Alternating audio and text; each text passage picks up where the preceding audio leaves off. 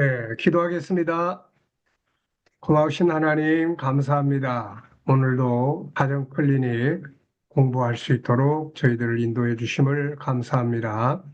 오늘도 잘 이해하게 하시고 공부해서 사람을 치료하고 살리는 일에 귀하게 사용되도록 인도해 주시옵소서. 감사하며 예수님의 이름으로 기도하옵나이다. 아멘. 에, 아멘. 우리가 어, 의과대학에 가면, 의사가 되기 위해서 의과대학에 가면은, 이제 뭘 하죠? 사람에 대해서 공부를 합니다. 근데 사람의 어느 부분을 공부를 하냐면은, 이제 사람의, 어, 육체적인 부분에 대해서 공부를 하게 되죠. 육체적인 부분에 대해서. 그래서 이제 의사가 되기 위해서는 육체적인 부분에 대해서 공부를 하게 됩니다. 그래서 사람의 육체의 내면을 이제 다루게 되고, 그래서 육체 안에 있는 뭐 심장이라든지 뭐 여러 가지 내용들을 이제 공부하고 익히게 되죠. 자, 그러면 이제 사람은 육체만 있는 게 아니고 영혼이 있단 말이에요, 영혼. 그런데 이제 영혼의 의사가 누구냐? 영혼의 의사는 바로 우리 목회자들이란 말이죠. 우리 목회자들. 그래서 우리 목회자들은 영혼의 의사예요. 그러니까 우리가 육체의 뭐 심장이라든지 폐라든지 이런 것들은 이제 뭐 잘 몰라도 되는데 우리는 육체의 의사가 아니고 그런데 이제 영혼의 의사란 말이죠. 그래서 영혼에 대해서 우리가 이제 잘 공부를 해야 되는 겁니다. 그래서 영혼 속에 들어있는 내용들, 구조가 뭐냐.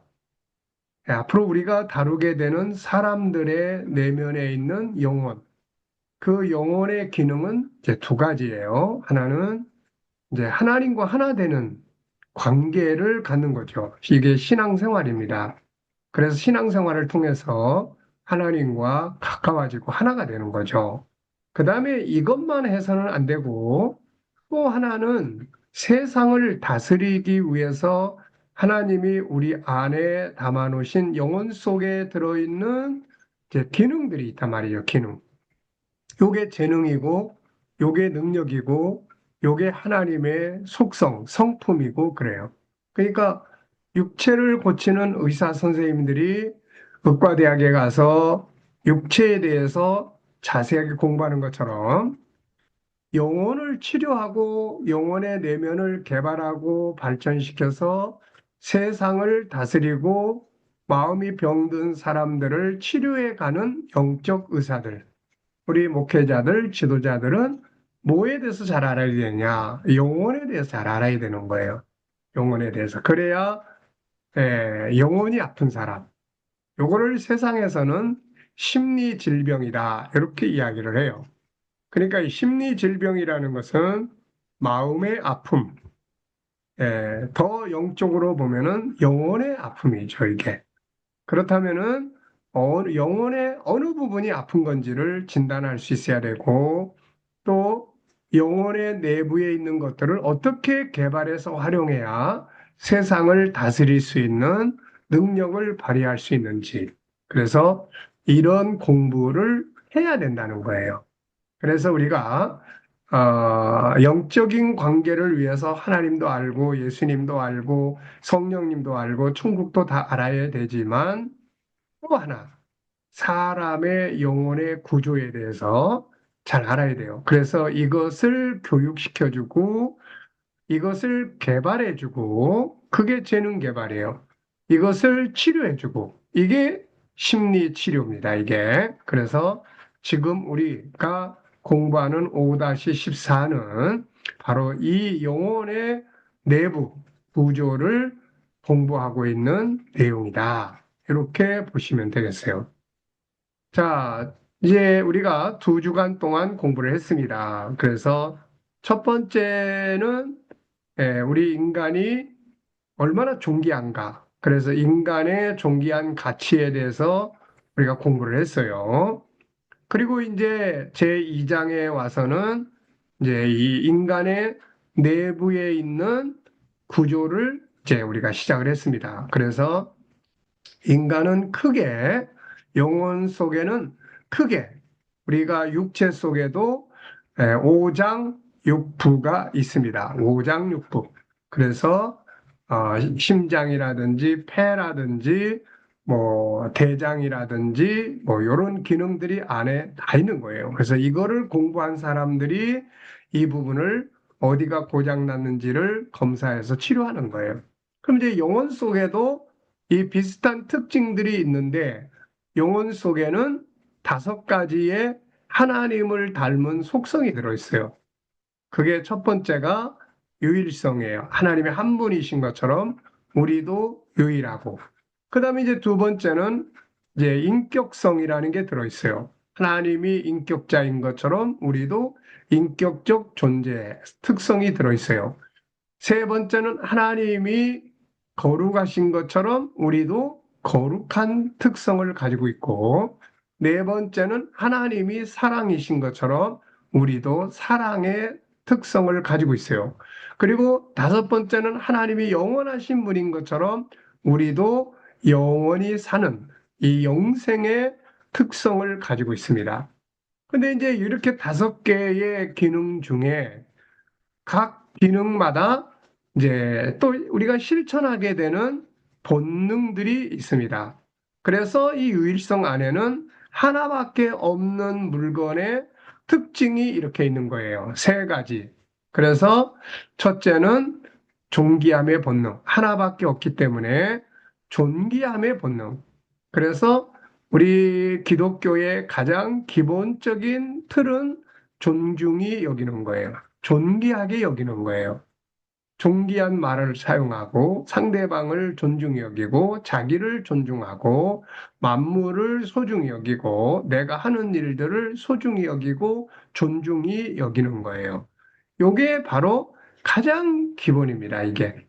그래서 G7 하나님의 성품을 공부할 때 가장 기본이 바로 요 존귀함의 본능이에요. 그래서 우리 모두는 다 존귀하게 인정받고 싶어 하는 본능이 있어요.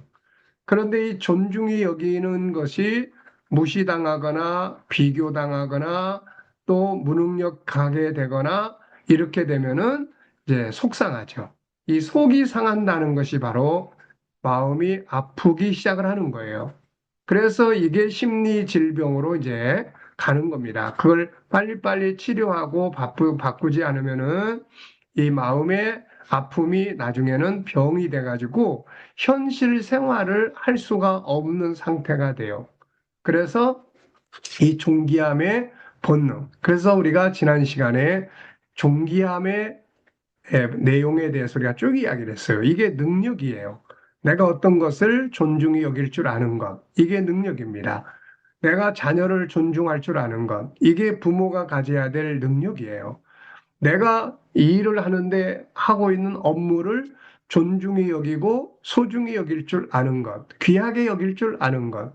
이게 바로 능력이에요. 업무적 능력입니다, 이게. 자, 그래서 존귀함의 본능. 그렇다면은 존귀하게 여기는 방법이 뭐냐? 이거 12가지 말씀드렸죠. 그래서 우리가 존귀함의 대상, 여기서 이제 존귀하게 여겨야 될 대상을 쭉 이야기를 했고요.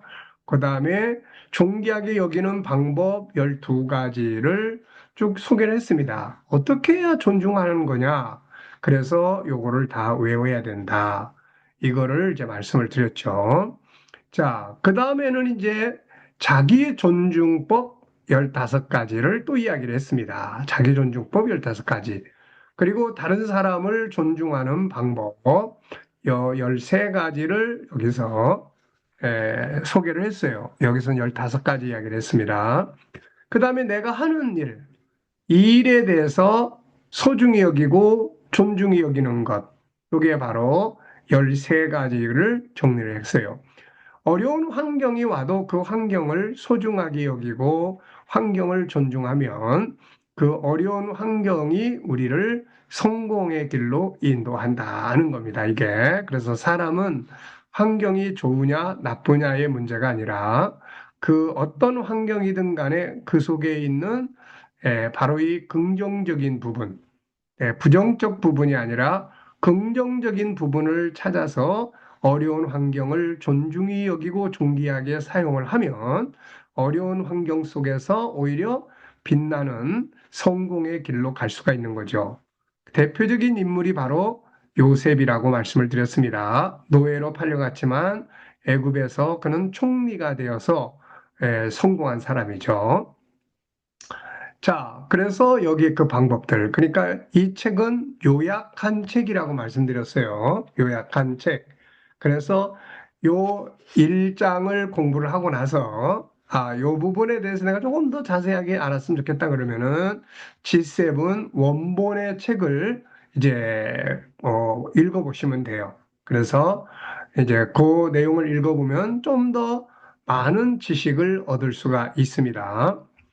자, 그러면은 이제, 그래서 이제 여러분들이 공부를 하시면서 중요한 것은, 이제 이 존중이 여기는 것을 실천해 보는 거. 다른 사람을 존귀하게 여기고, 존중히 여기고, 내가 하는 일을 존중히 여기고, 또 어려운 일이 있어도 그 일을 존중히 여길 줄 아는 이런 능력을 키워야 돼요. 그러면은 그 환경이나 인간 관계가 다 치유가 되고 회복이 되게 되는 거죠. 자, 그 다음에 이제 오늘 세 번째 장인데요. 여기서는 뭘 이야기하느냐면은, 자, 유일성이라는 특징이 우리 영혼 속에 있습니다. 하나님을 닮았어요. 하나님이 유일하신 것처럼 우리의 인간의 생명, 영혼도 하나씩밖에 없다. 그래서 그 하나씩밖에 없는 특징 속에 나타나는 게 뭐냐면은 바로 이 세 가지예요. 하나는 존귀하다는 것. 우리가 시장에 가면은 같은 물건이 많이 나와 있으면 값이 떨어지죠. 그런데 물건이 없으면 값이 비싸집니다. 그래서 세상에서 하나밖에 없는 물건, 인간이기 때문에 인간의 가치가 천하보다 귀하다 하는 것을 말씀을 드렸죠. 그런데 우리 현실 속에 와서 보면은 세상은 인본주의가 지배하고 있기 때문에 그 인본주의는 약육강식, 힘이 센 사람이 존중이 여겨지고 힘이 없는 사람은 무시당하고 그래서 병드는 거예요. 또 하나는 물질주의. 그래서 돈이 많은 사람은 존중이 여김을 받고 돈이 없는 사람은 무시당하는 게 세상의 모습이에요. 그런데 성경은 그게 아니고 인간의 영혼 때문에 인간이 소중한 것이다 하는 것을 말씀하고 있는 거예요. 자, 그러면 이제 이 세 가지의 본능 중에 두 번째는 뭐냐? 두 번째는 하나씩밖에 없기 때문에 서로 다 다른 다양성을 가지고 있다는 겁니다. 다양성. 다양성이라는 것은 똑같지 않다는 거예요. 그래서 이 다양성의 본능을 잘 이해하는 것이 이게 바로 세상을 다스리는 능력입니다. 이게. 이것만 잘 가지면 싸울 일이 없어져요. 다툼이 없어지게 됩니다. 그리고 자기 자신의 능력을 더 개발해 가게 되는 거죠. 그래서 여기서는 이제 그 이야기를 하게 됩니다. 다양성. 우리 모두는 다 서로 다른 특징을 가지고 있다는 거예요. 자, 한번 읽어보겠습니다. 자, 여기서는 본문은 이제 다윗이 이제 블레셋 사람 골리앗을 죽이고 이스라엘을 전쟁에서 이제 구원하죠. 그래가지고 이제 사울 왕과 다윗이 이제 같이 이제 마을로 들어오는데 여인들이 이제 환영하면서 춤을 추면서 노래를 불렀어요. 근데 뭐라고 노래를 불렀냐면은 이렇게 노래를 불렀어요. 자, 여기 보면은 여인들이 뛰놀며 노래하여 이르되 사울이 죽인 자는 천천히요 다윗은 만만이로다. 자, 누구와 누구를 비교했죠? 사울과 다윗을 비교하고 있습니다. 그런데 사울은 왕인데 왕은 천천히고 다윗은 신한데 만만이다. 이러면은 되게 기분 나쁘겠죠. 그래서 이 비교하는 노래, 이것은 아주 잘못된 노래예요. 인간은 서로 다 다릅니다. 사울과 다윗은 다 다른 존재지 똑같이 똑같은 상황을 할 수가 없는 거예요. 이것 때문에 결국 사울은 비교하다가 다윗을 죽이려고 했고 결국은 그것 때문에 사울이 실패를 하게 된 겁니다. 그래서 비교하는 것, 저 사람의 삶과 내 삶을 비교하는 데서 관계가 나빠지고 병이 생기고 부부지간에도 갈등이 생기고 이렇게 되는 거예요. 그래서 비교는 절대 하면 안 된다. 저것은 저 사람의 삶이고 나는 나의 삶에서 행복을 만드는 거지. 남이 뭐 돈을 많이 가지고 있든 뭐 내가 있든 없든 저 사람하고 나는 서로 다르다. 이거를 인정을 해야 되는 거예요. 하나밖에 없는 것의 중요성은 다양성입니다. 그런데 이 다양성이 능력이고 힘이에요. 인간은 유일하기 때문에 인간은 유일하기 때문에 네. 하나밖에 없는 존재예요. 그래서 모두가 서로 다른 다양성을 가지고 있습니다. 네.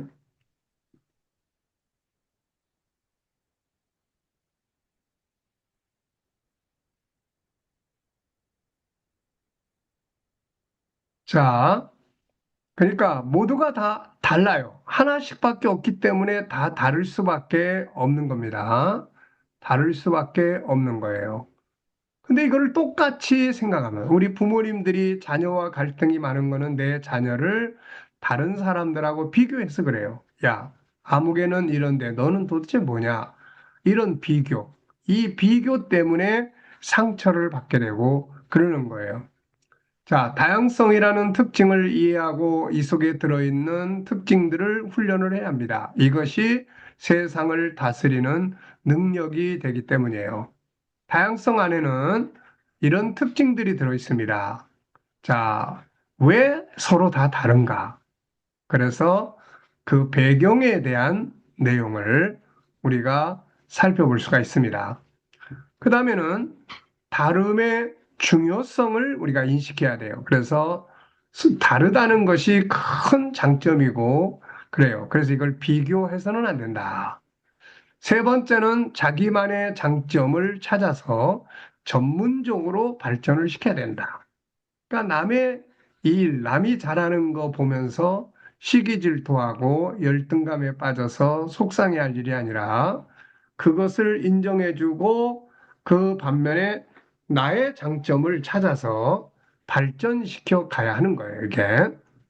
주인의식으로 인간은 종으로 만들어진 게 아니라 세상을 다스리는 주인으로 만들어졌습니다.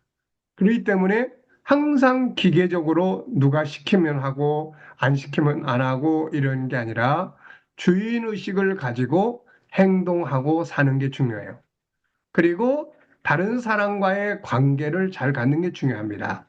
왜냐하면은 인간은 혼자 사는 게 아니고 함께 살아가는 사람이기 때문에 서로 돕는 이런 관계를 잘 가져야 돼요. 그래서 부부가 서로 돕는 관계가 잘 돼야 가정이 행복하고 부모 자녀 간에도 서로 돕는 관계가 돼야 행복한 삶을 만들 수가 있게 되는 겁니다. 자, 그러면은 이제 첫째, 왜 인간은 서로 다 다르냐? 다름의 배경이 뭐냐? 하나님이 한 분이심으로 하나님을 닮은 사람도 하나씩만 창조되었습니다. 그래서 똑같은 사람은 없는 거죠. 쌍둥이 형제라 할지라도 내면의 본질은 모두 다릅니다. 그러므로 다름을 인정하고 다름 속에 들어있는 특징을 바로 알고 훈련하는 것이 힘이고 능력이에요. 그래서 서로 다르다. 남편과 아내가 서로 다른 것 때문에 당신은 왜 그렇게 생각해? 내 생각하고 왜 이렇게 달라? 이것 때문에 싸우는 게 아니라 그것을 인정하고 존중하는 거죠. 아, 당신 생각은 그렇네. 내 생각은 이런데 다를 수 있어. 그럼 우리가 어떻게 조율을 할 수 있을까? 그래서 서로 다르다는 것은 하나님이 우리를 하나씩만 만들었기 때문에 서로 다 다른 거예요. 뭐 쌍둥이가 같이 태어나도 내면의 영혼은 다른 거예요. 이렇게 다르니까 다른 말을 할 수 있고 다른 생각을 할 수 있고 또 다른 행동을 할 수 있고 다른 삶을 살 수 있는 거예요. 그런데 이것을 다 똑같이 해야 되겠다. 그런 것은 갈등의 원인이 되게 되는 겁니다. 자, 비교해서는 안 된다. 그래서 이 비교가 얼마나 안 좋은 건지 여기에 소개를 했어요. 사람은 모두 다르기 때문에 그 다름을 존중해야 합니다. 따라서 서로 비교해서는 안 돼요. 수많은 문제와 실패는 비교하는 데서 나옵니다.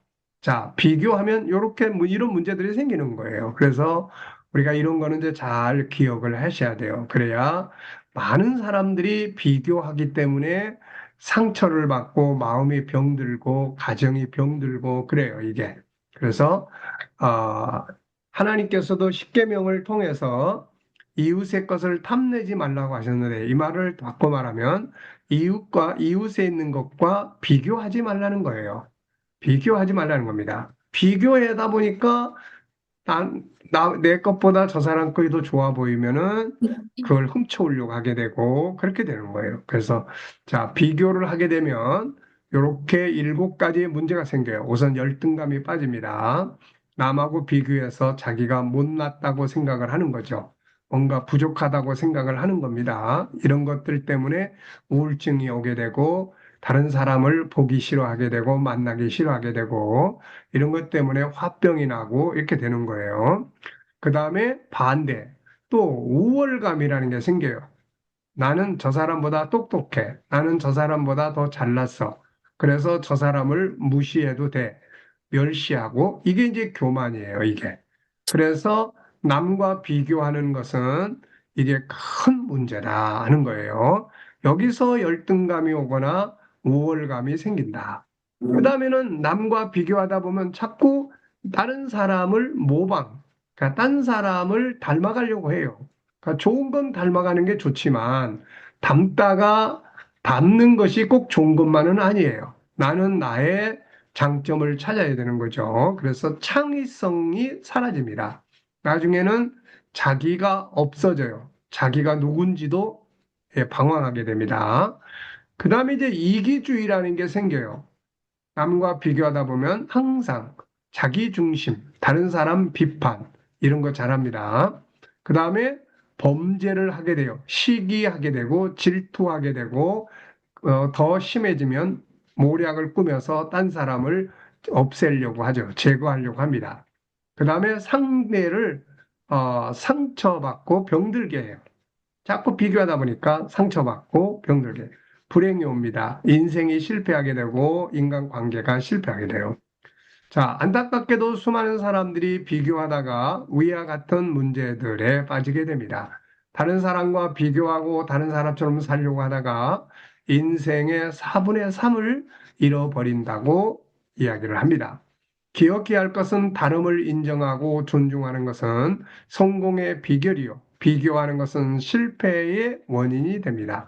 아까 이야기했죠? 사울의 실패는 다윗과 비교하는 데 생겼고, 토끼와 거북이의 이야기가 있습니다. 토끼와 거북이가 경주를 했는데, 자, 누가 이기겠어요? 당연히 토끼가 이기겠죠. 근데 이 이야기 속에서는 안타깝게도 거북이가 이깁니다. 토끼하고 거북이가 달리기를 했는데 거북이가 이겼어요. 이런 말도 안 되는 이야기가 이 현실 속에서 이루어진다는 거죠. 왜 졌느냐? 자, 토끼가 자기가 가야 될 목표를 잘 정하고 그 목표를 향해서 달려갔으면 질 수가 없죠. 그런데 토끼는 자기 목표를 보지 않고 거북이하고 비교를 합니다.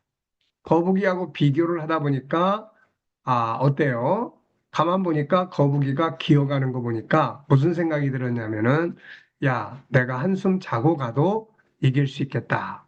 이래 가지고서는 토끼가 잠잤어요. 그런데 거북이가 아무리 느려도 거북이는 가고 있고 토끼는 안 가고 자고 있단 말이에요. 그래가지고 결국은 거북이가 이 경주에서 이기게 됐다는 이야기예요. 그러니까 여기에 문제점은 토끼가 자기 목표를 향해서 가지 않고 거북이하고 비교하는 데서 문제가 생긴 겁니다. 그래서 인생을 비교하다 보면 거기서 이제 많은 문제들이 생겨요.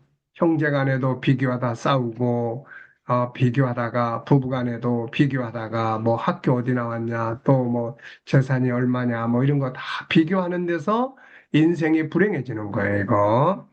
자, 그 다음에 이제 세 번째는 그렇다면 이제 어떻게 해야 되느냐? 비교하지 말고 자기가 가지고 있는 장점을 찾아서 이 장점을 전문적으로 키우라는 이야기예요. 전문적으로. 그리고 상담이나 교육이나 재능 개발은 다른 사람의 장점을 찾아서 그것을 키워줄 줄 아는 거예요, 이렇게. 자, 아멘. 그러므로 우리는 모두가 서로 다르다는 것을 알고 다른 사람을 부러워할 것이 아니라 자기만의 장점들을 개발하고 이것을 전문화. 그래서 이 전문화 시킨 사람을 전문가라고 이야기를 합니다.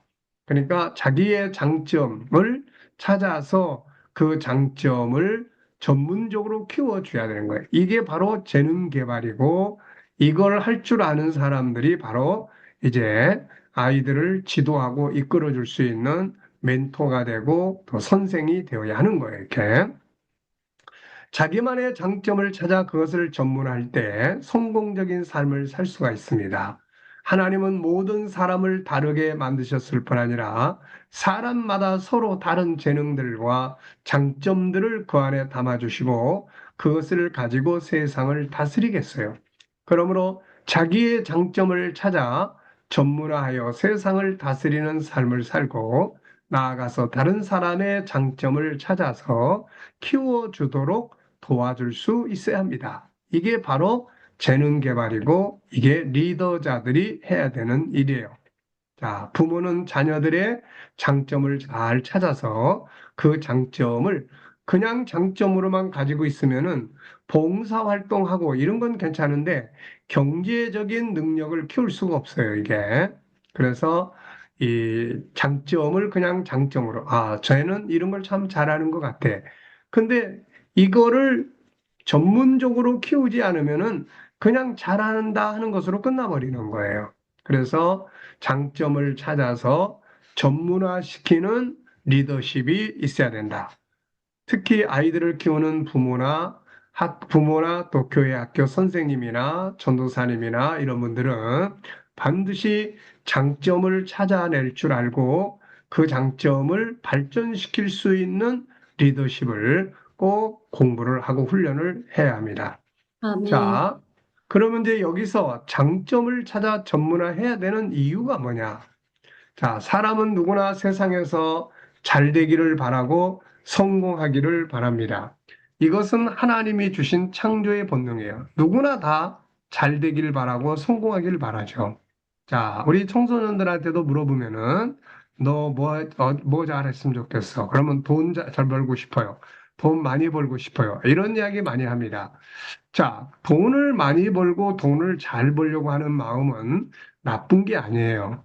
모든 사람은 다 기본적으로 성공하기를 바라는 마음, 본능을 가지고 있어요.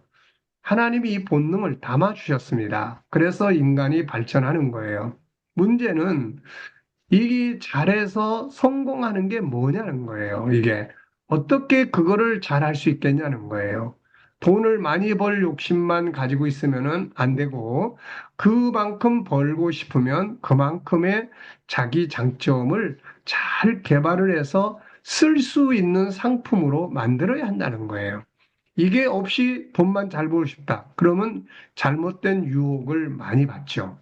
그래서 이 꿈을 이루기 위해서 반드시 해야 할 게 있는데 그게 자기 안에 있는 자기만의 장점을 찾아서 전문화하는 일입니다. 자, 잠언 22장 29절은 바로 그 이야기를 하고 있어요. 자, 한번 보세요. 아멘. 네가 자기의 자기의 일에 능숙한 능숙한 사람을 사람을 보았느냐. 자, 자기 일에 능숙한 사람이라는 것은 자기가 할 줄 아는 일을 전문적으로 키운 사람이에요, 이게. 이런 사람은 왕이 데려다가 쓴단 말이에요.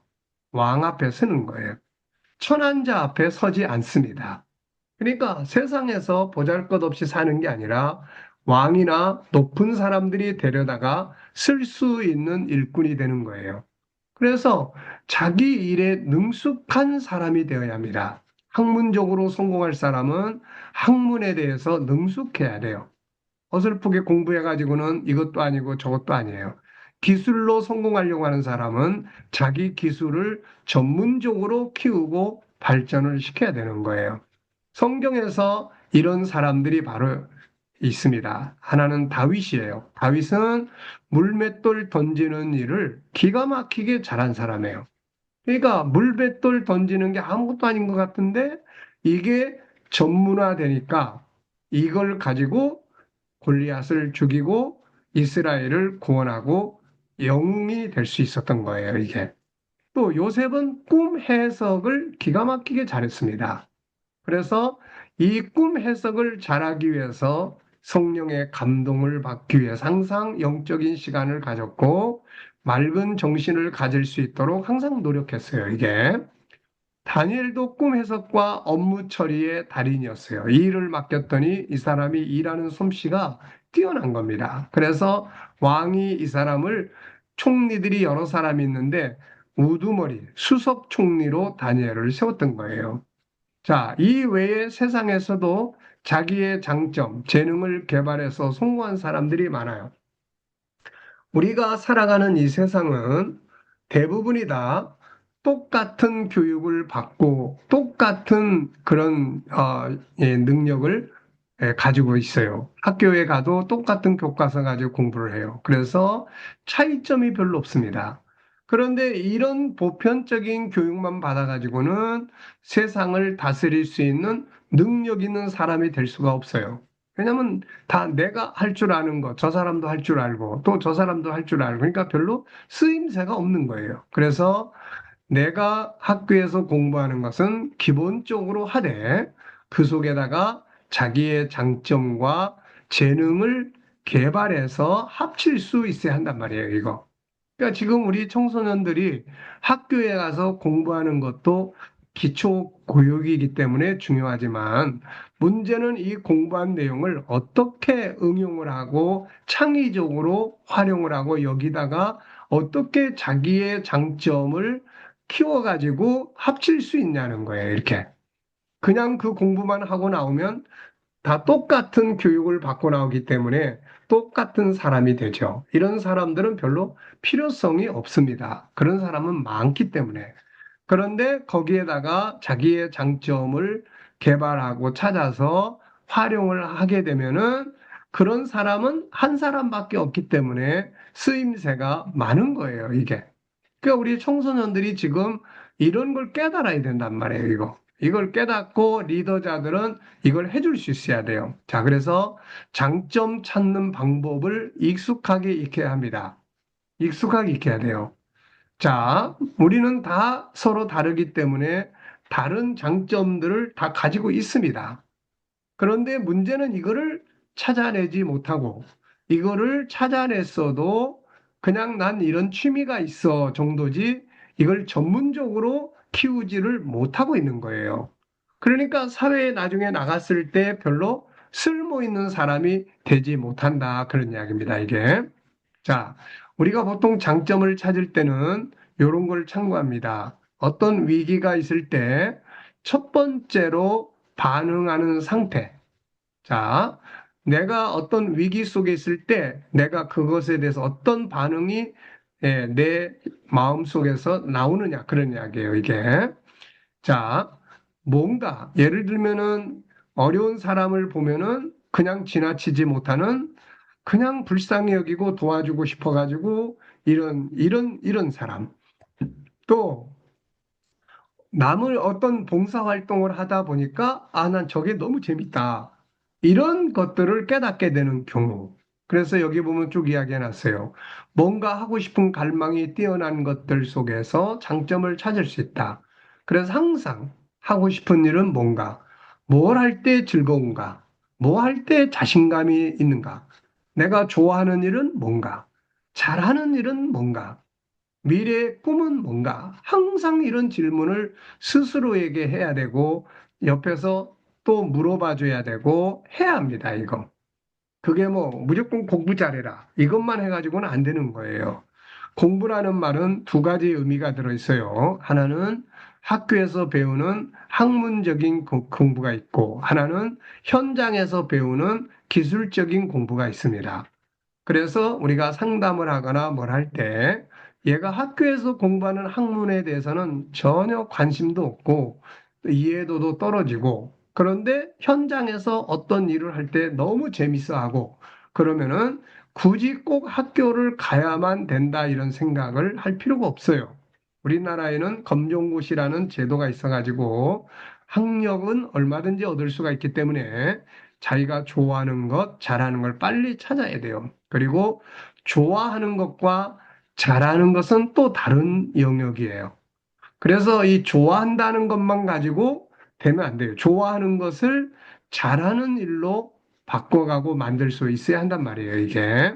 그리고 이 잘하는 일이 나 혼자만 잘하는 건지, 다른 사람들에게 필요성을 제공을 하는 정도로 잘하는 건지, 여기에 또 차이가 있는 거예요. 그리고 장점을 찾을 때 다양한 정보, 독서라든지 여행이라든지 또 자신에게 흥미있는 일이라든지 이런 것들을 통해서 자기의 장점, 나의 장점은 이런 거구나 하는 걸 찾을 수 있고요. 멘토와의 대화나 상담, 멘토는 상담자입니다. 그래서 상담자와 대화나 상담, 다양한 활동 단체에 참석해서 봉사 같은 거 해보면 자기 일에 어, 필요한 부분들을 찾을 수가 있죠.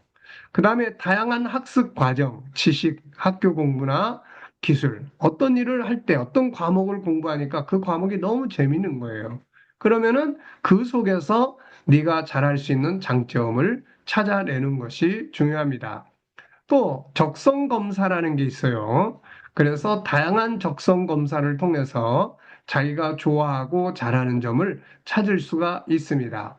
다윗처럼 자기의 직업에 충실하면서 자기의 장점을 만들어 갈 수 있는 거예요. 그래서 장점을 찾고 싶은 사람은 무슨 일이든지 해 봐야 합니다. 봉사를 하든 아르바이트를 하든 뭘 하든 하다 보면 어떤 일이 참 익숙한 일도 있고, 기분 좋은 일도 있고, 꼭 해보고 싶은 일이 될 수도 있고, 그렇습니다. 자, 그렇다면 이제 그래서 교회 학교 리더자나 부모나 목회자들은 이 장점 찾는 방법을 익숙하게 알고 있어야 돼요. 그래야 아이들에게 장점이 뭔지를 찾아낼 수가 있습니다. 이건 그냥 혼자 내버려 두면 이 장점을 찾기가 힘들어져요. 특히 요즘에는 이 스마트폰, 이 유튜브 이런 거에 아이들이 몰두하고 집중하다 보니까 책이나 이런 걸 잘 안 읽어요. 이런 걸 통해서 또 봉사활동 이런 거 잘 안 합니다. 이런 걸 통해서 자기가 좋아하고 잘할 수 있는 영역을 찾아내야 되는데 스마트폰에 몰입하다 보니까 그런 걸 잘 찾기가 쉽지가 않아요, 이게. 그래서 항상 교회 학교를 이제 앞으로 아이들을 키우고 교회 학교를 한다면 한 6개월에 한 번은 이런 적성 검사나 이런 걸 해줘야 돼요. 이런 걸 해서 아이들이 뭘 좋아하는지 뭘 하고 싶어 하는지 이런 것을 찾아줘야 합니다. 공부가 잘 안 되는 아이들은 공부를 잘 할 수 있는 방법을 지도해주고 또 그게 그래도 안 되는 아이들은 좋아하고 기술적인 걸 빨리 찾아줘야 돼요, 이걸. 네. 자, 장점을 전문하는 방법. 이제 장점을 찾았습니다. 난 이런 걸 참 재밌어하고 괜찮아. 잘하는 것 같아.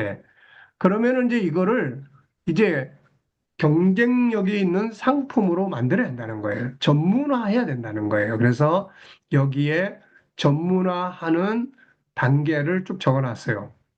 요 단계. 이런 것도 우리 상담자들은 다 외우셔야 합니다. 이거 다.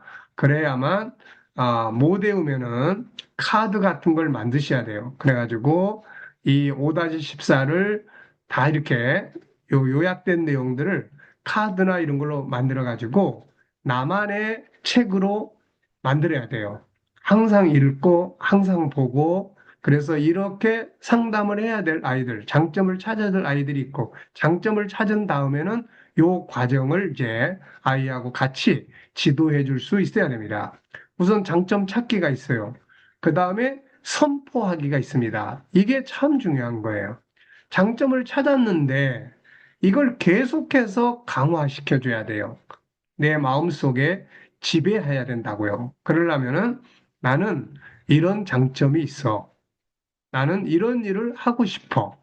이런 걸 항상 이제 외치고 고백하고 해야 돼요. 그리고 이런 데다가 카드나 이런 데다가 써가지고 다니면서 내 미래에 하고 싶은 일, 나는 반드시 이 일을 할 거야. 수시로 그걸 꺼내서 보면서 다시 각오를 하고 이렇게 해야 됩니다. 그러니까 이렇게 카드를 써서 자기가 하고 싶은 목표를 가지고 가는 사람들은 이룰 수 있는 확률이 굉장히 높아져요, 이게.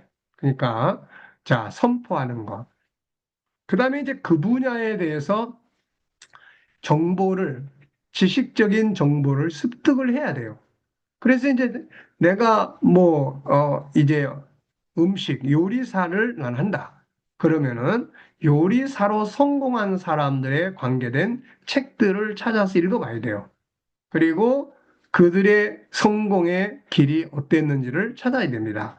그리고 요리사에서도 내가 맞는 분야가 어느 분야인지 이걸 찾아야 돼요. 그러려면 직접 요리사도 해보고 체험도 해보고 그러면서 거기서 정보 습득을 하는 거예요. 그 다음에 이제 자기 관리가 중요합니다. 자, 장점을 키우려고 하는 사람은 그 장점에 노력을 많이 기울여야 되는데 나는 이런 장점이 있어. 그러면서 그냥 아무렇게나 자기 삶을 만들어 가면은 결국은 그것은 장점을 발전시킬 수가 없습니다. 자기가 망가지기 때문에. 그 다음에는 이제 도전해 보는 거예요. 도전. 내 장점을 가지고 나가서 한번 해보는 거죠. 해보는 거예요. 해보다 보면 실패하는 과정이 와요. 그래서 이 실패를 할 때 그냥 포기하는 게 아니라 또 실패를 통해서 더 연구를 하는 거죠.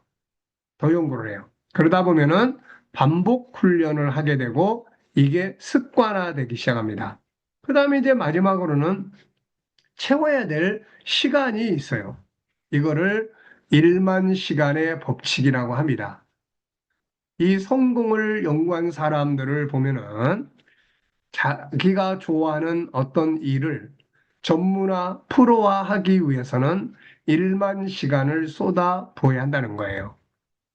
이게 밥을 우리가 안 치면 그게 어느 정도 밥이 익어서 될 때까지 시간이라는 게 있어요. 어떤 식물을 땅에다 심으면 그게 커서 열매를 맺어서 나올 때까지의 시간이 있는 거예요. 근데 그 시간이 채워지지 않으면은, 시간이 채워지기 전에 꺼내면 밥이 설익게 되겠죠, 이게. 그래서 1만 시간은 채워야만 그 장점이 전문가가 될 수가 있다 하는 내용이에요, 이게. 자, 이것을 이제 하루 3시간씩 일주일 그리고 이제 하루 3시간씩 했을 때는 10년 동안 하루 3시간씩 하면은 10년, 그러니까 하루 3시간씩 하면은 10년 걸려야 전문가가 된다. 그런 이야기예요, 이게. 그러니까 이게 채워지지 않은 데서 뭔가 이렇게 꺼내놓으면은 덜 익은 그런 열매가 되게 되는 거죠. 자, 네 번째는 이제 주인의식을 갖고 주도적으로 살아야 돼요. 인간은 종이 아니라 주인으로 창조되었습니다. 하나님은 사람을 창조하시고 세상을 다스리라고 하셨습니다.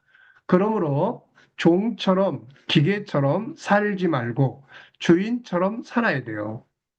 그래서 우리 부모들이 아이들을 키울 때도 이래라 저래라 시키는 것만 하지 말고 항상 아이가 스스로 계획을 짜고 스스로 주도적으로 공부를 하고 주도적으로 계획을 짤 수 있도록 물어봐주고 지지해주고 도와주는 것이 중요합니다.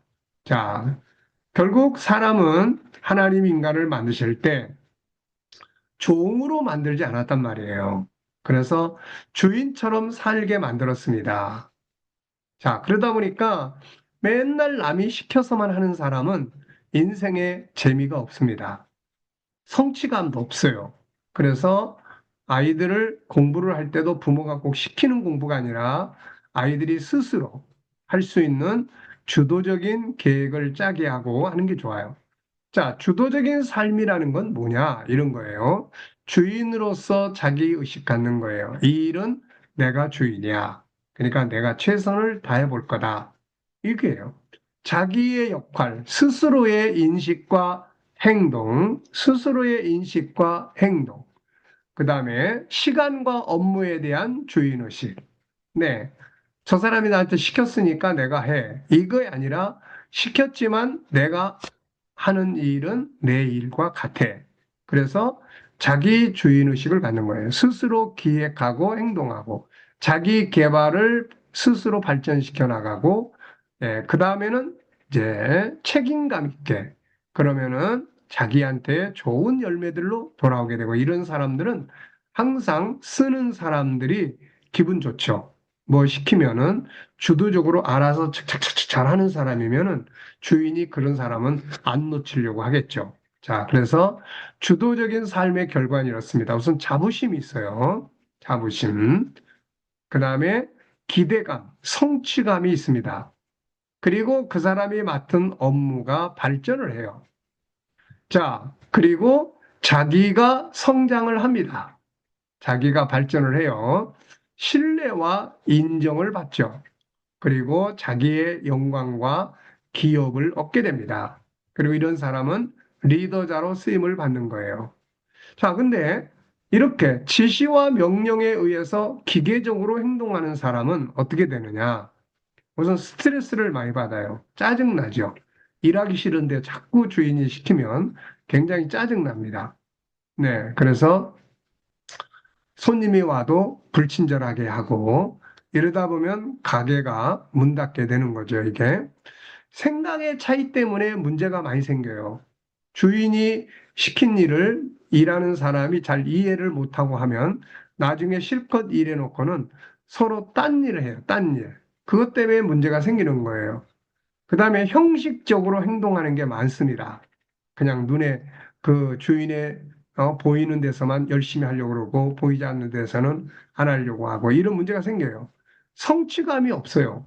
자기 일이 아니기 때문에 성취감이 없습니다. 따라서 즐거움도 없는 거죠. 그리고 그 일이 발전할 수가 없습니다. 책임감도 없고 이런 사람은 인정을 못 받죠. 그래서 자기 발전이 없고 리더십이 없습니다. 그래서 결국은 인생을 실패하게 되는 거예요. 자, 우리는 모두 주인으로 지음받았습니다. 그러므로 기계적으로 살지 말고 주도적으로 사는 삶의 자세를 키워야 합니다. 주인의식을 가지고 주도적으로 사는 능력을 키울 때 이게 바로 세상을 다스리는 힘이 되는 거죠. 자, 주인의식을 가지고 주도적인 삶을 살기 위해서 어떻게 되느냐? 먼저 나는 종으로 만들어진 게 아니라 이 세상을 다스리는 주인으로 하나님이 나를 만들었다. 그래서 자기 자신은 종이 아니고 주인이다 하는 것을 항상 인식해야 돼요. 그리고 그 일을 할 수 있다는 데 대해서 감사할 수 있어야 합니다. 그리고 주인의식에 대한 책임감과 사명감. 이 일은 내가 맡았으니까 내 책임을 다할 것이다 하는 거예요. 자기에게 주어진 위치와 업무가 뭔가 이해하고 그것에 대해서 주인의식 갖고 주인으로서의 역할 연구와 주도적인 업무 추진에 대한 연구를 할 수 있어야 된다. 자, 주인의식이에요. 가장 중요한 것이 자신이 하나님의 형상대로 이루어진 독립된 주인이라는 사실을 인정하고 책임감을 가지도록 해야 합니다. 자, 다섯 번째는, 그러니까 우리가 지금 다양성을 공부하고 있는데요. 이 다양성 안에 이렇게 다섯 가지의 성격이 들어있단 말이에요. 그래서 다섯 번째는 파트너십을 잘 가져야 돼요. 파트너십. 다양성에서 꼭 훈련해야 할 것이 파트너십이에요.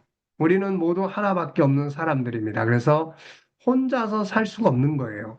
우리는 모두 서로 협력해야 합니다. 우리가 함께 살아가야 할 파트너라는 것을 인식을 해야 돼요. 자, 그렇다면은, 네, 가정 속에서 파트너십이 안 좋아. 부부 간에 서로 관계가 안 좋으면 부부가 불행해져. 부모 자녀 간에 서로 관계가 안 좋으면 이 관계를 파트너십이라고 합니다. 그러면은 부모도 힘들고 자식도 힘들어요. 예. 그리고 직장에서도 서로 관계가 좋지 않으면은 직장 생활도 힘듭니다, 이게. 그래서 인간관계 때문에 직장 생활 그만두는 사람도 많고요.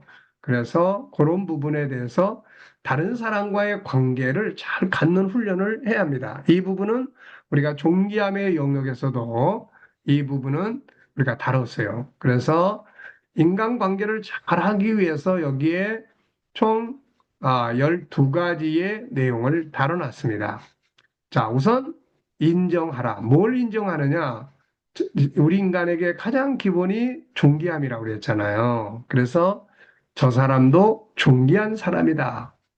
그 다음에는 속사람을 볼 것. 자기 내면을 방어 능력을 잘 가져야 되고, 그 사람의 내면을 이해할 수 있어야 되고, 그 다음에 윈윈 원칙이라는 것은 같이 성공하자. 나만 성공하는 게 아니라 너도 같이 성공하도록 내가 도와줄게. 그래서 윈윈 원칙. 부부지간에도 남편은 행복한데 아내는 불행해. 이거는 한 사람은 승리하는 거고 한 사람은 패배의 삶을 사는 거예요. 이런 관계는 불행합니다. 결국은. 그 다음에 신뢰를 쌓는 게 중요해요. 인간관계는 서로 신뢰를 쌓아야 합니다. 약속을 잘 지켜야 되고 또 그런 경제 부분에 대해서 잘 관계를 가져야 되고 신뢰가 참 중요한 거예요. 상대방의 성공을 도와줄 수 있어야 하고요.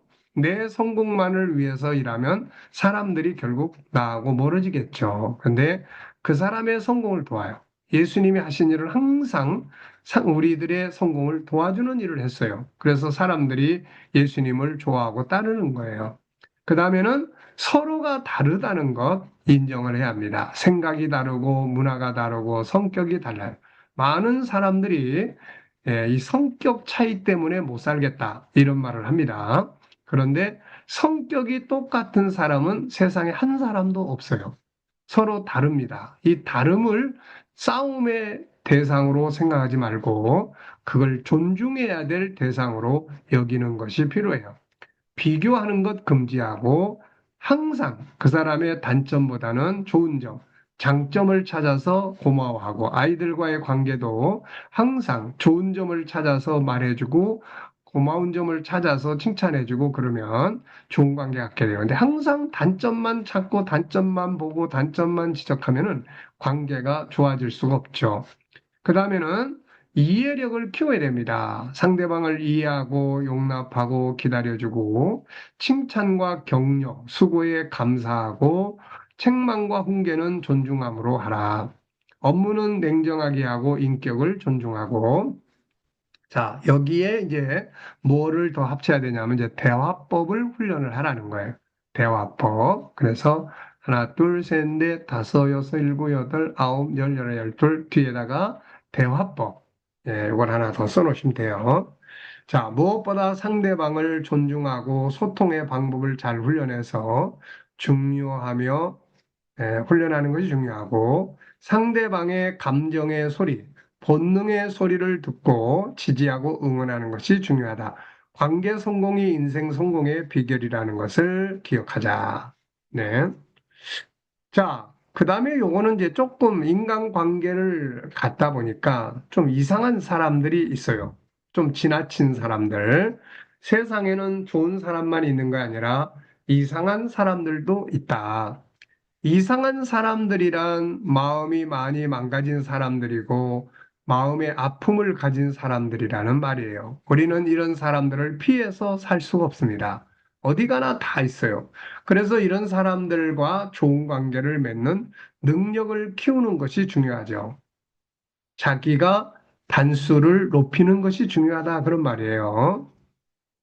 자, 이상한 사람들의 공통된 점은 주로 이런 면들이 있어요. 첫째는 모두가 하나님의 형상의 성품이 아닌 죄성이 강화된 사람들이에요. 죄성. 둘째, 그 안에 상처가 많은 사람들이에요. 누군가에게 받은 아픔들이 그 안에 있습니다. 이것들이 열등감을 만들고 우울증을 만들고 분노들을 만들고 이상한 사람으로 행동하게 하는 거예요. 세 번째는 이들의 행동, 모두가 자기의 존귀함을 인정받고 싶어 하는 본능이 있습니다. 넷째는 세상에서 살아남기 위해서 몸부림을 치다 보니까 나도 모르게 이상한 사람으로 바뀌어 있는 경우가 있어요. 다섯 번째는 학습된 장애적 자아 행동이 있습니다. 여섯째는 가장 중요한 것은 자기 자신을 잘 모른다는 거예요. 일곱째는 그들도 모두 창세기 1장 27절 하나님을 닮은 본능을 가지고 있으며 이것을 인정받고 싶어 합니다. 여덟째는 이들도 모두 변할 수 있는 자원을 가지고 있다는 점이에요. 그래서 이런 사람도 좋은 상담자, 좋은 멘토를 만나면 다 변하게 됩니다. 이게 변하게 되는 거예요. 자, 그러면 이런 사람들하고 관계를 갖기 위해서는 어떻게 해야 되느냐? 자, 이 사실을 그대로 인정을 하고 기도와 인간관계에 대한 말씀들을 찾아서 원수가 있으면 원수를 사랑하라는 말씀을 찾아서 이거를 카드에다가 써가지고 다니면서 계속 암송하고 묵상하는 거예요. 내공을 길러라. 그래서 방어법 훈련합니다. 이상한 사람들을 만나면 상처를 많이 받는데 상처받지 않는 방법들을 훈련하고 그리고 그 사람도 좋은 점이 분명히 있다. 그래서 좋은 점을 찾아내고 그 사람의 약점은 내가 좀 도와줘 보는 거죠. 도와줘 보는 거예요. 그 사람의 성공을 돕고 그에 대한 이해력을 키우고 화평의 중요성과 사명감을 갖는 것이 아주 중요합니다. 자, 우리가 관계를 갖기 위해서 중요한 게 인간 이해인데요. 사람은 이 도표에 있는 것처럼 세 가지의 감정의 과정을 거치게 됩니다. 먼저는 다섯 가지 성품에서 나오는 본능이에요. 5-14. 나도 존귀하게 인정받고 싶어. 나도 다르게 나만을 인정받고 싶어. 나도 내 장점을 개발해서 사람들에게 인정받고 싶고 성공하고 싶어. 나도 좋은 관계를 갖고 싶어. 이런 본능이 있단 말이에요. 근데 이게 여러 가지 장애 요인 때문에 잘 되지 않으면 속이 상하죠. 인간관계 잘 갖고 싶은데 대화법을 할 줄 모르고 그러면 싸워요. 싸우고 나면 이제 속이 상하는 거예요. 나는 잘하고 싶은데. 이 속상함의 감정이 상한 감정이 됩니다. 이게 아픈 마음이 시작이 되는 거예요. 요게 이제 아픈 마음이 강해지면은 눈앞에 현장에서 어떻게 나타나냐면은 분노를 잘 조절을 못한다든지 사람들을 기피한다든지 그냥 아무것도 하기 싫어지는 무기력에 빠진다든지 그 다음에 스스로의 삶을 포기해 버린다든지 이제 이런 상황들이 생기는 거예요. 그래서 우리가 사람을 대할 때 요 눈앞에 보이는 현실적인 것만 보고 평가하지 말고 먼저 상한 감정에 공감을 하는 것이 참 중요합니다. 공감. 그 다음에 더 그 사람이 무엇을 원하는지 본능의 욕구를 찾아주는 거예요. 그리고 이걸 이룰 수 있도록 도와주는 역할을 해야 합니다. 그러면은 이제 이런 아픔이 치유가 되고 좋은 사람으로 살아갈 수가 있게 되는 거예요, 이게. 자, 우리가 상대방을 이해할 때 요 세 가지를 볼 수 있어야 한다. 첫째, 가장 아래에 있는 것이 사람의 본능이에요. 요거 5-14. 둘째는 상한 아픔의 감정의 소리는 자기가 원하는 대로 되지 않을 때 만들어져요. 요게 이제 강해지면은 요런 현장에서 조절이 안 되는 심리 질병의 문제들이 발생을 하는 거예요. 자, 그래서 우리가 요 세 개 중에 항상 사람을 대할 때는 요 맨 위에 있는 것이 아니라 먼저 그 사람이 속상한 감정, 속이 많이 상해 있구나.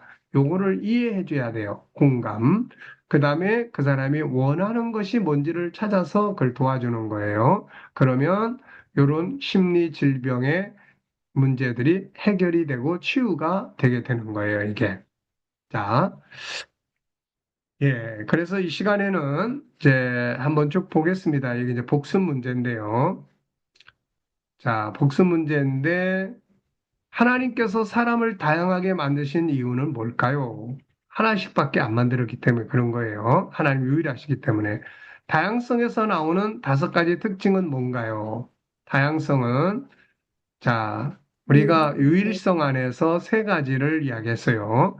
존귀함의 영역, 다양성의 영역, 그 다음에 재능의 영역입니다. 자, 그래서 이 다양성에서는 다섯 가지의 특징이 있는데, 첫째는 우리가 서로 다른 이유가 뭐냐? 하나님이 하나씩밖에 안 만들기 때문이다.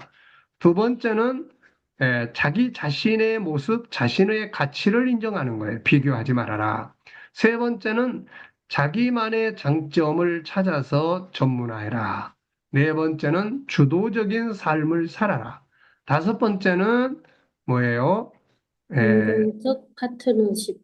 네, 파트너십, 인간관계를 잘 가질 수 있어야 한다. 여러분들이 생활하시면서 인간관계가 어려운 분들이 있다면은 이것을 이제 훈련을 해야 돼요. 그래서 인간관계 훈련, 대화법, 감정 컨트롤하는 법, 이런 걸 이제 훈련을 하면은 이 좋은 인간관계를 가질 수가 있습니다.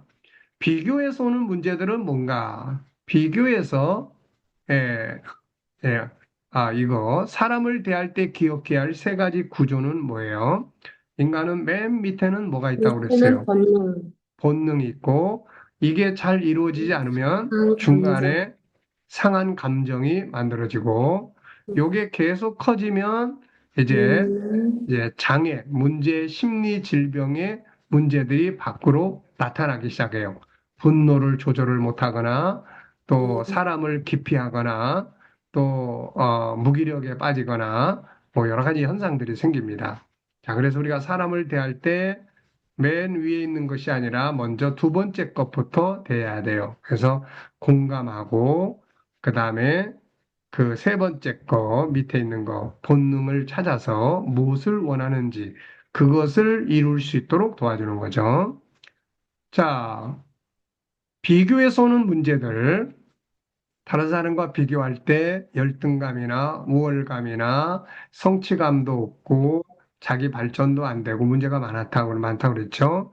주도적인 삶과 기계적인 삶. 주도적인 삶은 자기가 주인의식을 갖고 스스로 계획하고 스스로 발전시켜 가는 거예요. 그래서 성취감도 있고 또 사람들이 다 그런 사람을 좋아하지요. 리더십도 있고 책임감도 있고 발전하게 됩니다. 요셉이 애굽에서 종살이 할 때 주인이 나중에 그 사람을 총무로 삼습니다. 음, 아마도 요셉은 자기가 맡은 일에 노예의 모습으로 산 게 아니라 주인처럼 관리하고 계획하고 해서 주인이 봤을 때, 저 사람은 모든 걸 관리할 수 있는 사람이다 해서 맡길 수 있었던 거죠. 자, 다른 사람과의 관계 성공을 위해서 12가지, 거기에다가 대화법까지 해서 13가지를 말씀드렸죠. 그 다음에 이상한 사람들, 이 사람들은 왜 그런 현상이 됐느냐, 이 사람들과는 어떤 관계를 가져야 되느냐 하는 이야기들을 쭉 했습니다. 자, 에, 원래는 이거를 두 과씩 그냥 공부를 하려고 했는데, 처음이기 때문에 여러분들이 좀 익숙해질 때까지는 한 과씩 하면서 이 중요한 부분들에 대해서 좀 익숙하게 만드는 것이 필요할 것 같습니다. 그래서, 음, 네, 일단은 오늘도 이 공부하신 내용들 혹시 이 중에 뭐 궁금한 거나 물어보고 싶은 게 있으실까요? 혹시 저 이상한 사람들과의 관계 그게서 어떤 사람들은 너무 이상하잖아요. 그러면 그런 분들하고는 좀 피하거나 좀 거리를 두는 거는 어떠른가요? 네, 피하거나 거리를 둘 수도 있어요. 근데 그것은 소극적 방법이에요. 소극적 방법. 적극적 방법은 그 사람과의 관계를 잘 가질 수 있도록 해보는 거죠, 이게. 왜냐면은, 피하면 피해도 될 사람인지, 응? 저 사람 내가 안 보면 그만이야. 그러면 안 보아도 되는데, 저 사람은 내가 안 볼 수가 없는 사람이야. 이런 경우. 이런 경우에는 피할 수가 없어요. 그래서 단수를 높여야 됩니다. 만약에 이제 이런 사람들이 상담을 할 때는 우선 그런 사람들에 대한 이해력을 키워주고, 그리고 그 사람에게서 상처받지 않도록 자기 방어 능력을 일단 키워야 돼요. 방어 능력. 그 다음에 이제 그 사람과 좋은 관계를 어떻게 가질 수 있느냐에 대한 관계법을 이제 키워야 됩니다. 이게. 그러면서 대화법을 훈련하고 그러면은 뭐 원만큼은 다 괜찮아지는 관계로 가질 수가 있어요. 그러니까 소극적 방법은 피하는 거고 적극적 방법은 나를 키워가지고 그 사람과의 관계를 좋게 만드는 거죠. 이게 예수님께서 원수를 사랑하라고 하신 것은 바로 이 적극적 방법을 말씀하시는 거예요. 이게 네. 어떻게 우리가 원수는 갚아야지 원수를 어떻게 사랑합니까? 이게 그러니까 단수를 높여야만 그게 가능하다는 거죠. 이게 자, 또 다른 질문 있으실까요? 이제 여러분들이 또 이제 책도 보시고 올려놓으면은 다양성에서 중요한 것들이 뭔가를 여러분들이 스스로 좀 쭉 찾아보세요. 해가지고 거기에서 뭐 장점 찾기라든지 장점을 찾아서 전문화하기라든지 이런 거는 또 카드로 이렇게 만들어가지고 늘 보시면서 그걸 익숙해져야 돼요. 그래서 전문가가 되려면은 전문가라는 건 세 가지의 특징을 가진 사람이에요. 그 첫 번째가 뭐냐면은 이론에 밝아야 돼요. 이론. 뭐 의사 선생님도 그렇고 약국을 운영하는 분도 그렇고 약사님도 그렇고 다 보면은 그걸 다 외우고 있잖아요. 다 그 약 이름, 영어로 된 거 이름, 뭐 외국어로 된 이름을 다 외우고 있는 거예요. 근데 그걸 모르고 있으면은 뭐 엉뚱한 약을 줄 수가 있겠죠. 잘못하면은.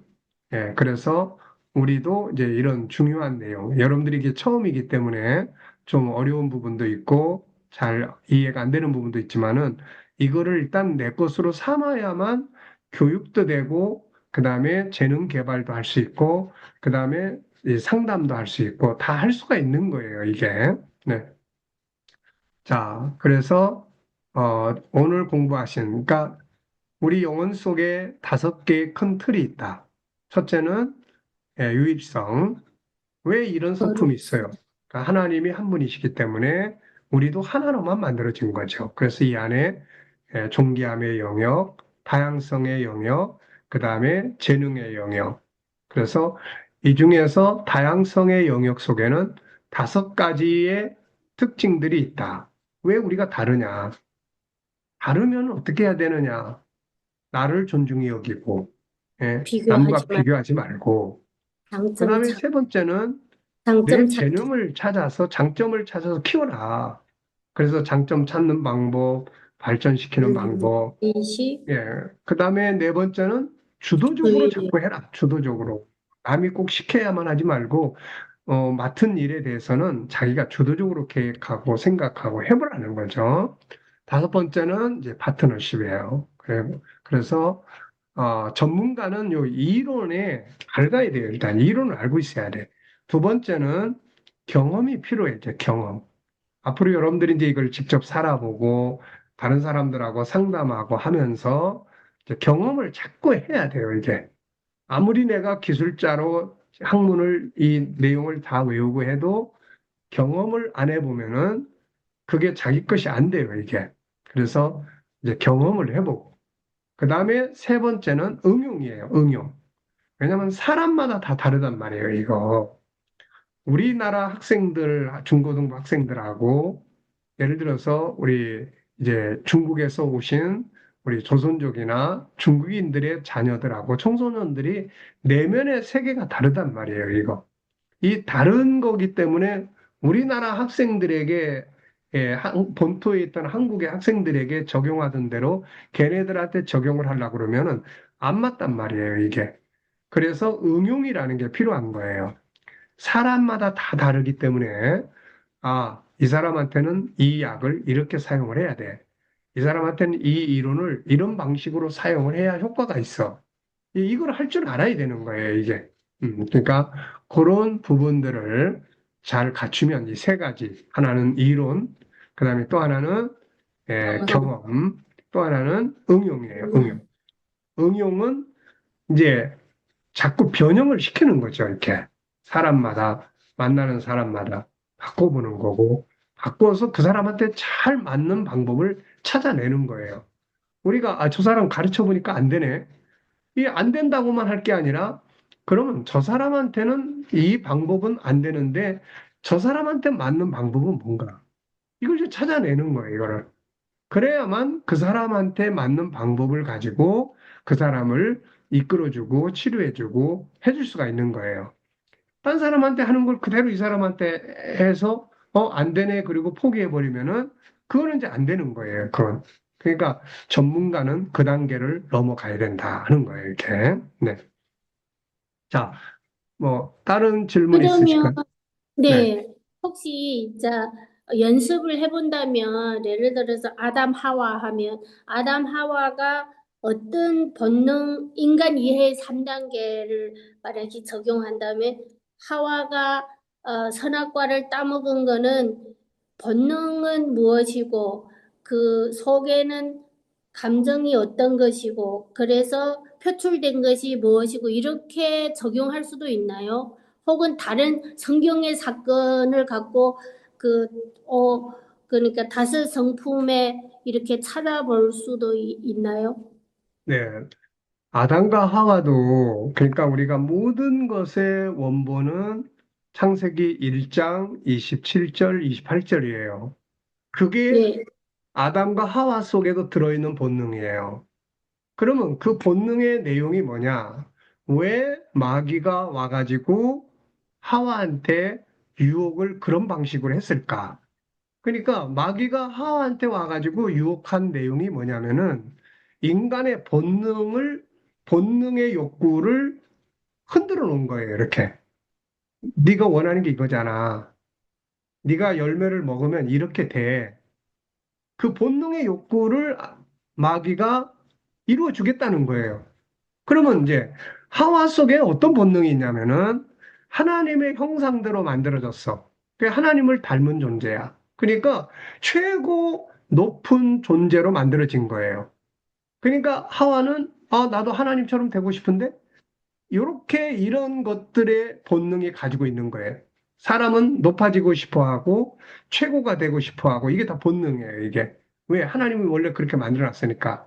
그러나 아무리 우리가 높아져도 창조주하고 똑같을 수는 없는 거예요. 근데 마귀는 그거를 이제 이용한 거죠. 야, 너 하나님처럼 되고 싶잖아. 네가 이 선악과만 먹으면 네가 하나님처럼 되는 거야. 피조물이 창조주가 될 수 있는 거야. 그러니까 하와는 이 말을 받아들인 거죠, 이렇게. 받아들였는데 그게 거짓말이기 때문에 하와의 본능이 상처를 받게 되죠, 이제. 그러니까 이제 그래서 창세기 3장에 이제 하와의 내면의 세계가 상처를 받게 돼요. 그래서 두려워했고, 그 다음에 부끄러워서 숨었고, 이제 나중에 창세기 4장으로 넘어가면은 가인이 아벨을 죽이고, 이런 문제들이 생긴 거예요, 이게 다. 그러면 이제 이런 것들을 다시 치료하려면 어떻게 해야 돼요? 다시금 하나님이 원래 만들어 놓으셨던 방법대로 다시 돌아가야 되는 거예요. 피조물은 피조물의 위치로 겸손하게 돌아가야 되고, 그래서 이런 것들이 이제 그렇게 만들어진 거예요. 그러니까 뭐 하와가 그렇게 된 것도 본능이 있었고, 그 본능의 욕구를 마귀가 속여가지고 네, 속여가지고 이용을 한 거죠. 그러니까 하와의 마음이 상처를 받고 그게 두려움으로 나타나고 부끄러움으로 나타나고 분노로 나타나고 요게 이제 밖으로 나타난 거죠. 이제 이때부터 갈등, 다툼. 그래서 성경은 기록을 안 했지만 아담과 하와가 에덴 동산에서 쫓겨난 뒤에 아마 엄청난 싸움의 갈등을 많이 겪었을 거예요. 둘이. 그러니까는 이제 모든 것은 다 그런 관계에 있어요. 아이들을 볼 때도 부모가 자녀를 볼 때, 우리 아이가 막 화를 내고 그래. 그러면 이제 부모는, 야, 넌 왜 이렇게 맨날 화만 내냐? 넌 도대체 왜 화를 내는 거야? 이제 이러잖아요. 그러면 이제 이 아이는 어때요? 이제 화를 내는 이유가 있을 거라고요. 그게 뭐냐면은 본능의 욕구가 있는 거죠. 본능의 욕구. 그 본능이 욕구대로 이루어지면 괜찮은데 누구도 이해해주지 못하고 그걸 하려고 그러면 못하게 막고 그러니까 속이 상하겠죠. 그래서 속 상함의 영역이 만들어지는 거예요. 마음이 아프단 말이에요. 나 속상해 죽겠어. 속이 상해 있는 거야. 그러면 이제 이 속상함이 자꾸 커지니까 막 화가 나는 거죠, 이거. 그리고 그냥 아무것도 하기 싫고. 왜냐하면 자기는 이걸 하고 싶은데 엉뚱한 걸 하게 하니까 하기 싫고 사람도 싫어지고 막 이렇게 되는 거예요, 이제. 그러니까 그런 아이들을 다룰 때 이제 뭐부터 해야 돼요, 이제. 화내고 이걸부터 하는 게 아니라, 아, 너 정말 많이 속상한 일이 있는가 보다. 많이 마음이 아프겠구나. 네가 속상한 일, 네가 뭔가 상처가 있으니까 이렇게 돼. 난 충분히 이해할 수 있어. 그러면은 그러면 이제 그게 공감이잖아요. 그러면 이제 네, 그렇게 공감을 해주면은 어때요, 기분이? 좋아지죠. 좀 좋아진다고 이게. 그리고 난 다음에 네가 그렇게 속상하게 된 것은 분명히 네가 뭔가 원하는데 그게 잘 안 돼서 그런 것 같은데 뭐 네가 진짜 원하는 게 뭔지 한번 말해줄 수 있어? 그럼 내가 도와줄 수 있으면 최선을 다해서 도와줘 볼게. 이러면 이제 얘는 기분이 풀어지겠죠. 그리고 나서 그 다음에 얘가 가지고 있는 이제 본능의 욕구가 뭔지를 들어주고 인정해주고 그거를 이루어갈 수 있는 방법들을 같이 찾아가지고 그러면 이제 아픈 감정이 치료가 되는 거고 행동도 바뀌게 되고 그러는 거죠, 이게. 그러니까 그런 식으로 사람을 대하고 상담을 하고 이제 또 더 나아가서는 우리가 이제 앞으로 할 일은 꼭 상처받은 애들만을 치료한다고 생각을 하면 안 돼요. 이왕이면 상처받기 전에 아이들을 건강하게 예방. 키우는 게 제일 중요한 거야, 네. 이게. 그러면 이제 그렇게 하기 위해서는 먼저 아이들의 욕구를 항상 그게 이제 설문지를 통해서 점검하고 네가 좋아하는 게 뭔지 잘하는 게 뭔지 장점을 찾고 해서 이런 걸 이룰 수 있도록 먼저 도와주고 지지해주고 하는 게 필요한 거죠. 아, 그러면 네. 굳이 뭐 마음이 아파할 필요가 없는 거예요, 이게.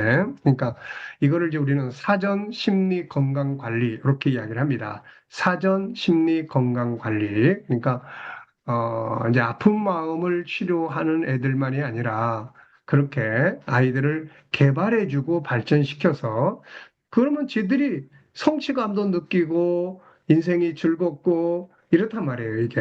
그러니까 그렇게 이제 만들어 나가는 것이 먼저예요. 그리고 그 다음에 이제 그게 잘 안 돼가지고 가정에서 상처받고 온 애들이 이제 상담을 통해서 그런 절차를 밟아 가야 되는 거죠, 이게.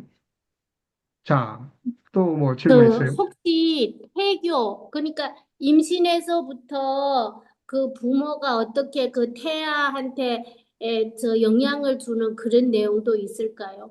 아, 그럼요. 그러니까 나중에 이제 심리 질병을 이제 다루게 되면 지금 5-14를 요거는 이제 인간에 대한 내용을 총체적으로 다루는 거고 심리 질병을 다루는 영역으로 가면은 이제 원인에 대해서 이제 공부를 합니다. 그 원인이 하나는 본질적 원인이 있어요. 본질적 원인. 그게 창세기 3장이야. 인간이 죄 짓고 난 다음부터 그때부터 이미 인간은 본능적으로 그래서 인간 속에는 엄마의 태안에 아이가 태어날 때 창세기 1장 27절 하나님을 닮은 성품의 나무가 하나 있고 창세기 3장에 죄성을 가지고 망가진 나무가 하나 있어요. 이 두 개를 가지고 아기가 엄마의 태안에 잉태하는 거예요. 그럼 그 엄마하고 아빠가 어떻게 살아가느냐에 따라서 이 두 개의 나무 중에 상처의 나무가 더 커질 수 있고 치유의 나무가 더 커질 수 있고 이렇게 되는 거예요.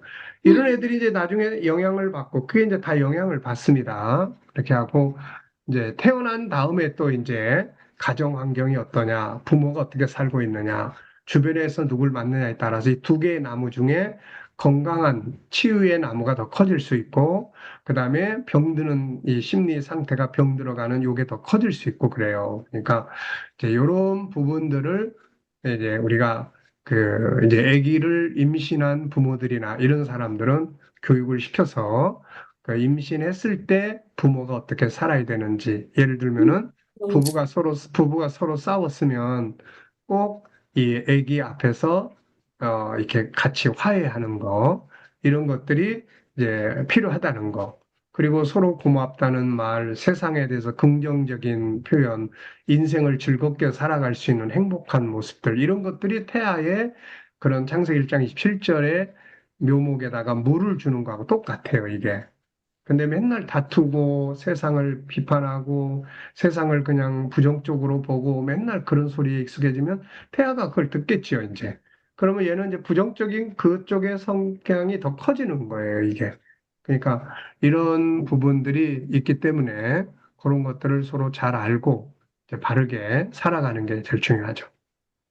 자, 감사합니다. 그러면은 네, 이번 주일날은 제가 이제 거기에 가겠습니다. 그래서 네, 3시부터 6시까지. 그래서 혹시 질문하실 거나 또 제가 가서 상담을 해줘야 될 분이 있거나 이런 분들이 계시면은 미리 이야기를 저한테 해주시면 뭐 예를 들어서 강의를 2시간 하고 1시간은 그분하고 상담을 하고 오거나 또 뭐 이렇게 다양한 것들을 가질 테니까 또 필요하면은 어느 정도 이제 익숙해지면 부모들을 위한 자녀 교육에 대한 그런 부모와 자녀에 대한 특강이라든지 이런 것들을 이제 자유스럽게 우리가 금요일 날은 교과서 중심으로 공부를 할 거고 일주일 날은 제가 가서 자유롭게 뭐 토론도 하고 필요한 거 물어도 보고 현실 속에서 지금 당장에 필요한 것들도 있으면은 질문해 주시고 그러면 제가 거기 맞춰서 교육을 하도록 그렇게 하겠습니다. 네. 감사합니다. 자, 그러면 잠깐 기도하고 마치겠습니다. 감사하신 하나님, 오늘도 우리가 또 하나님을 닮은 우리의 모습에 대해서 공부했습니다. 우리 안에 있는 다양성을 잘 배우고 익히고 또 다른 사람들의 다양성을 인정하고 존중히 여김으로써 좋은 관계들이 이루어지도록 인도하시고 가정이 치유되고 관계가 치유되도록 인도해 주시옵소서. 아멘. 감사하며 예수님의 이름으로 기도하옵나이다. 아멘. 아멘.